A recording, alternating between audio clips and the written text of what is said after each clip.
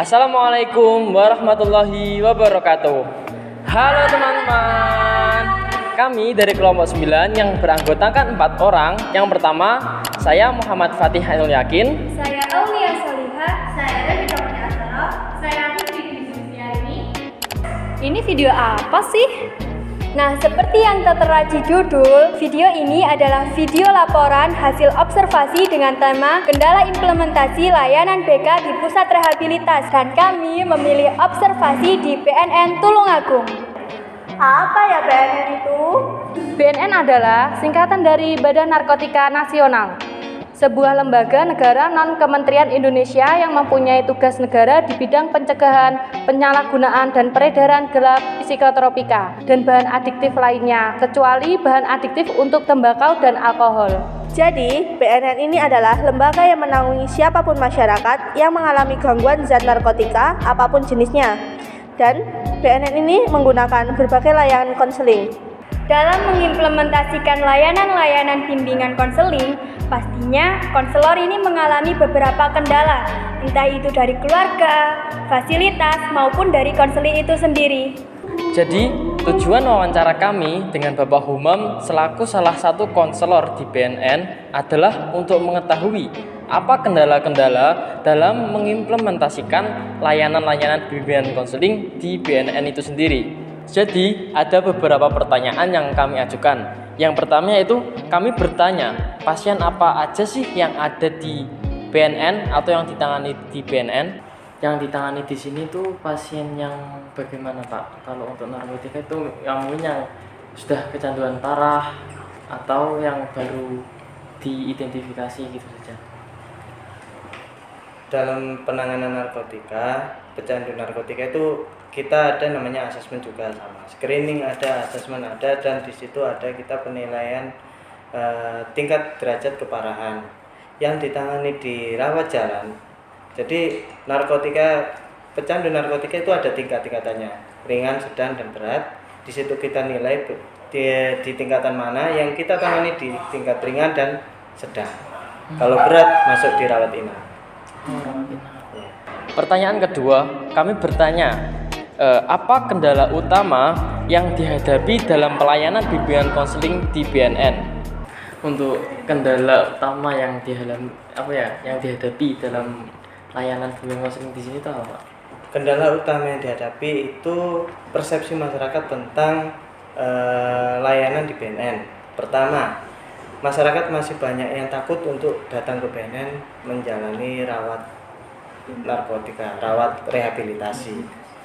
Jadi mereka masih takut, mereka mempunyai anggapan bahwa ketika dibawa ke BNN itu ditangkap, terus kena masalah hukum, terus diincar polisi dan lain sebagainya. Padahal ketika direhabilitasi di sini mereka dengan itikat baik dan lain sebagainya, itu tidak ada sangkut paut hukum dan bahkan dilindungi sama hukum. Dan rawat jalan di BNN sampai saat ini kita masih gratis. Jadi tanpa biaya. Jadi datang ke sini modalnya apa? Modalnya fotokopi KTP sama bawa orang tua, wali atau pendampingnya ke sini ya. Dan diutamakan dari keluarganya. Karena apa? Faktor utama pemulihan itu dari dukungan keluarga. Jadi kalau langsung datang ke sini itu enggak ditangkap polisi gitu ya. Jadi bebas dari hukum gitu, Pak. Ya, dalam undang-undang narkotika itu orang yang menjalani rehabilitasi pecandu, penyalahguna itu wajib direhabilitasi. Artinya mereka dilindungi hukum ketika mereka melakukan rehabilitasi. Gitu. Pertanyaan ketiga, kami bertanya mengenai pelayanan yang digunakan di BNN itu sendiri itu apa? Kalau untuk layanannya, Pak, ini biasanya itu menggunakan individu atau kelompok, Pak? Kita menggunakan kombinasi ya. Jadi dalam layanannya ada layanan individu ada, layanan kelompok ada, layanan dengan keluarga pun ada. Nah, untuk layanannya itu dalam layanan kelompok itu biasanya kendalanya apa saja? Kendalanya pasti yang pertama waktu.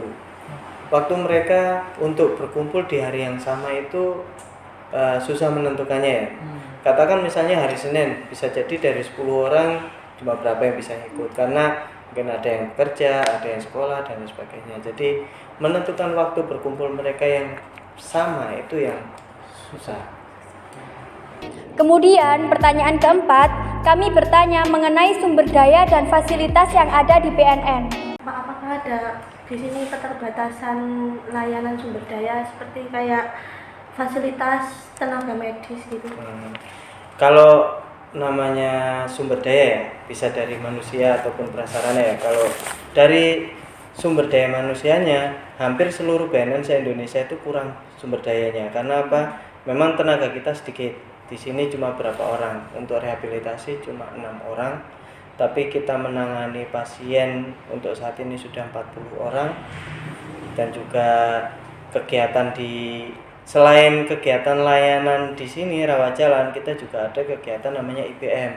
Kita mengkader dari desa, ada 2 desa, Pelosok Gandeng sama Pulerejo. Pelosok Gandeng dekat kampus itu ya. Jadi kita mengkader di sana dari pemuda ataupun tokoh masyarakat. Di sana ada 5 orang tiap desa. Kita latih untuk layanan rehabilitasi, tapi untuk menangani pasien yang derajat keparahannya yang ringan, yang tadi seperti saya sebutkan tadi. Pertanyaan yang kelima, yaitu kemudian kami juga bertanya mengenai bagaimana pengaruh adanya stigma masyarakat terhadap mantan pecandu. Terus kendala stigma sosial, kan biasanya ada stigma sosial tentang mantan pengguna narkotika gitu kan Pak. Nah, apakah itu mempengaruhi pelaksanaan dari layanan bimbingan konseling itu Pak? Kalau mempengaruhi layanan tidak. Kalau mempengaruhi psikologis dari kliennya, ya. Dan memang itu salah satu masalah kita juga ya untuk menyelesaikan masalah mereka, karena mereka cenderung sensitif. Misalnya mereka masih di stigma masyarakat pecandu lah, pengguna narkoba lah, harus dijauhi lah. Mereka harus menangani masalah mereka itu sendiri, karena ya memang tadi seperti yang saya jelaskan, konseling tadi bukan kita yang menyelesaikan masalah, tapi mereka sendiri yang menyelesaikan masalah. Kita yang membimbingnya biar mereka bisa menyelesaikan masalahnya sendiri. Selanjutnya, pertanyaan ke-6, yaitu kami bertanya bagaimana tantangan dalam menindaklanjuti konseli pasca rehabilitasi. Apakah terdapat tantangan dalam menjaga keberlanjutan layanan bimbingan dan konseling setelah si mantan narkotika itu selesai menjalani program rehabilitasi di BNN? Untuk mempertahankan pemulihan itu sangat banyak tantangannya. Yang pertama dari segi lingkungan mereka itu bagaimana. Kalau mereka masih berkumpul dengan teman-teman pecandunya, ya jelas kembali lagi. Kalau mereka berkumpul ternyata di tempat kerjanya, tempat kerja yang banyak pecandunya juga, tetap kembali lagi. Memang banyak sekali tantangan dalam menjaga pemulihan itu. Dan di kita itu ada namanya program pasca rehabilitasi. Itu di situ ada sesi-sesi penguatannya, karena pemulihan narkotika, pemulihan dari pasca pecandu gitu ya, dari setelah jadi mantan pecandu itu, pemulihannya mereka itu harus dijaga seumur hidup. Sampai kapanpun mereka pasti akan ada rasa itu untuk pakai lagi, meskipun mereka udah abstinen, mereka udah lepas zat ya, lepas pemakaian, entah setahun, 2 tahun, 7 tahun, 8 tahun, bisa jadi di tahun ke-9 mereka bisa pakai lagi, bisa. Karena memang banyak sekali kejadian seperti itu. Jadi pemulihannya itu seumur hidup. Makanya kita setelah sesi rehabilitasi rawat jalannya itu ada sesinya namanya pasca rehabilitasi. Tapi ya cuma beberapa bulan sampai maksimal 4 bulan. Setelah itu mereka lepas. Tapi ketika mereka butuh dukungan ataupun butuh konseling, kita datang, kita juga kita lapang dada, kita buka tangan untuk mereka datang ke kita. Lalu pertanyaan yang ke-7, kami juga bertanya apakah ada kolaborasi ketika melakukan pelayanan. Nah, kalau pelayanannya itu dari BNN ini melakukan kolaborasi nggak sama dokter atau mungkin psikolog gitu? Tenaga kita di BNN itu ada dari dokter, ada dari perawat, ada dari psikolog juga ada. Jadi kita lengkap semuanya. Jadi tenaga medisnya ada, dari tenaga sosialnya pun ada. Dan kita juga ada kerjasama dengan rumah sakit, puskesmas juga ada. Karena pecandu narkotika ini memang mereka masalah utama mereka adalah dari segi psikologis ya. Namanya kecanduannya kan dari psikologis, fisiknya juga ada. Kadang penyakit penyertanya ini macam-macam, makanya kita juga perlu kerjasama dengan rumah sakit, puskesmas, seperti itu. Karena memang kecenderungan misalnya ketularan, mereka mempunyai HIV, hepatitis itu besar, makanya kita juga harus kerjasama juga. Kemudian pertanyaan yang ke-8, kami bertanya mengenai penggunaan teknologi dalam pelayanan. Ya. Nah, untuk dalam layanan di BNN ini ada yang menggunakan teknologi itu enggak? Kalau teknologi ada, di situ kan ada ya depan ya. Jadi kita untuk layanan rehabilitasi kita bisa ada namanya di BNN Tulungagung ini ada namanya shopee.id. Shopee. Jadi itu untuk mengakses layanannya ketika dia mau daftar rawat jalan atau konseling atau apa, itu ada di situ semuanya. Daftar di situ aja. Bisa. Jadi misalnya dari masyarakat mau tanya secara langsung bisa. Terus misalnya mau mengajukan sosialisasi, upload lewat situ juga bisa kita langsung. Nah, tapi sekarang kita menuju untuk ke paperless semua layanannya dengan itu. Jadi langsung di digital. Iya, bahkan untuk pendaftaran misalnya di sini ada layanan SKHPN, itu juga pendaftarannya dari situ juga bisa. Kita nanti tinggal datang, tunjukkan barcode-nya, tes, selesai langsung cetak. Gitu. Kemudian pertanyaan ke-9, kami bertanya teknologi apa yang digunakan dalam proses pelayanan di BNN. Nah, kalau untuk dari masyarakatnya sendiri yang mau daftar atau lain-lain itu, mereka mengalami kendala nggak untuk menggunakan teknologi itu? Nah, kalau kendala itu banyak mas. Kendala karena semua pengguna layanan di BNN itu tidak semuanya anak muda. Kalau orang tua itu susah. Itu jadi meskipun mereka paham namanya YouTube, Facebook atau apa, tapi mereka ketika itu masuk ke aplikasi yang baru itu butuh adaptasi lagi. Memang generasi yang tua gitu itu beda sama yang muda. Kalau yang muda mungkin dari bayi pun kelihatan gadget langsung otomatis gitu ya. Kalau yang tua itu butuh penyelesaian, ini apa, maksudnya apa gitu. Memang kan kondisinya di situ. Apalagi kita kan di Tulungagung, bukan di kota besar. Secara pengetahuannya juga nggak semuanya itu paham gitu. Untuk memulai aplikasi yang baru gitu, ya. Bahkan di sini misalnya itu tertera di situ tertulis isi nama apa-apa, itu masih tanya, Mas ini namanya gimana isinya? Seperti itu, Pak. Jadi memang budaya literasi kita memang masih rendah seperti itu. Dan yang terakhir atau yang ke-10, kami bertanya mengenai efektivitas layanan dan cara evaluasi setiap bulan di BNN.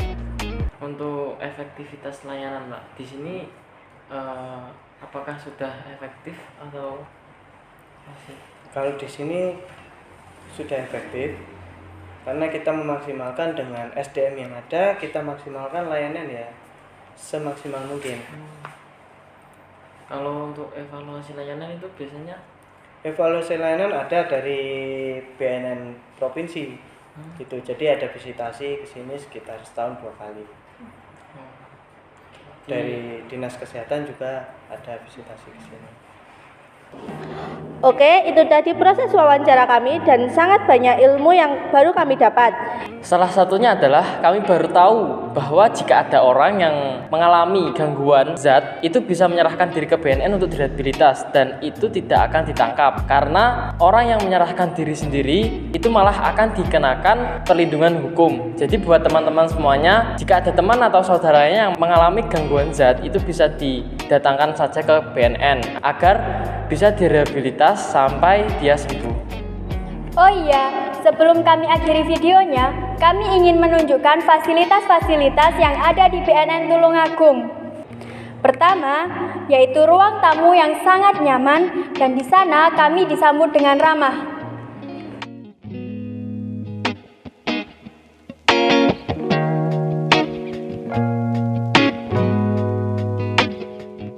Kemudian, kami diajak untuk melihat klinik. Setelah itu, kami dijelaskan apa fungsi dan bagaimana layanannya.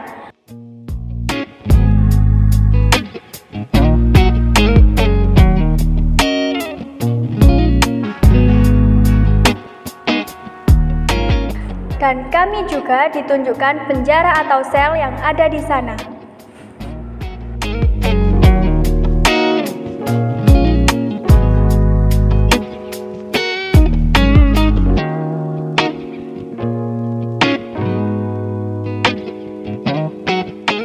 Dan yang terakhir, pastinya kami ingin mengucapkan terima kasih kepada BNN Tulungagung yang telah mengizinkan kami untuk melakukan observasi di sana. Dan kemudian kami mengucapkan terima kasih kepada Bapak Umam selaku konselor di BNN karena telah berkenan menyempatkan waktunya untuk kami wawancarai. Dan yang terakhir, kami ingin mengucapkan terima kasih kepada Bapak Agung Prasetya selaku dosen pengampu mata kuliah problematika BK yang telah memberikan tugas kepada kami yang sangat experiential. Dan cukup sekian video dari kami. Wassalamualaikum warahmatullahi wabarakatuh.